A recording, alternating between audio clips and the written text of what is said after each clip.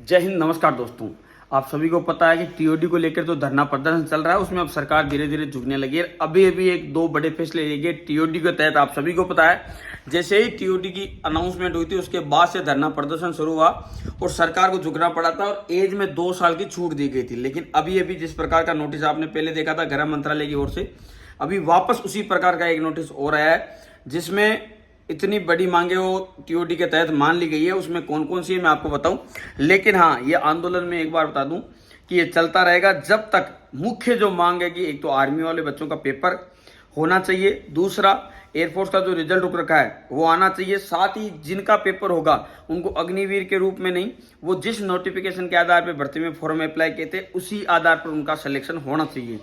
अब जो अभी की जो नोटिफिकेशन, अभी की जो अपडेट है मैं आपको बताऊं, अभी जो फैसला आया उसमें पहला जो डिसीजन लिया गया है, जो एज 23 साल थी, यानी जो सबसे पहले 17.5 से 21 साल की गई, फिर उसको 23 साल कर दिया गया था। अब उस एज क्राइटेरिया को बढ़ाकर 25 साल कर दिया गया है। अब 17.5 से 25 साल फर्स्ट ईयर में कर दिया गया है कि ज्यादातर युवाओं को मौका मिले। ठीक है, इसलिए एज क्राइटेरिया को बढ़ाया गया। दूसरा, एक सबसे बड़ा जो फैसला किया गया है, जैसे सभी की मांग थी कि जो अग्निवीर 4 साल की सर्विस करके वापस जब घर आएंगे तो उनके पास में कोई विकल्प क्यों नहीं है, उनके पास में आपको विकल्प देना पड़ेगा।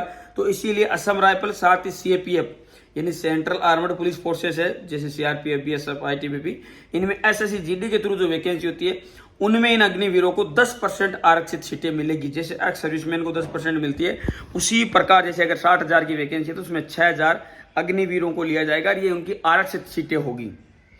ठीक है, ये आरक्षण के आधार पर ये नहीं है फिक्स होगी, इससे ज्यादा अगर वो नंबर लाते हैं या किसी प्रकार अटैच करते हैं तो उनको वो अलग है, लेकिन कम से कम 10% आरक्षित सीटें कर दी गई है।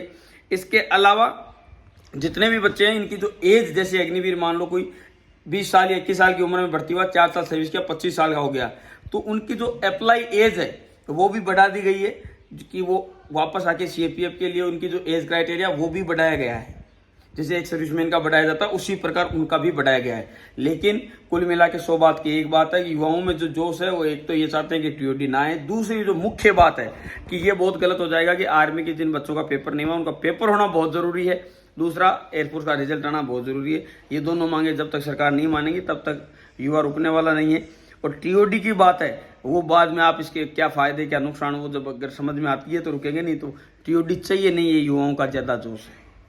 जय हिंद, जय भारत लाडलो।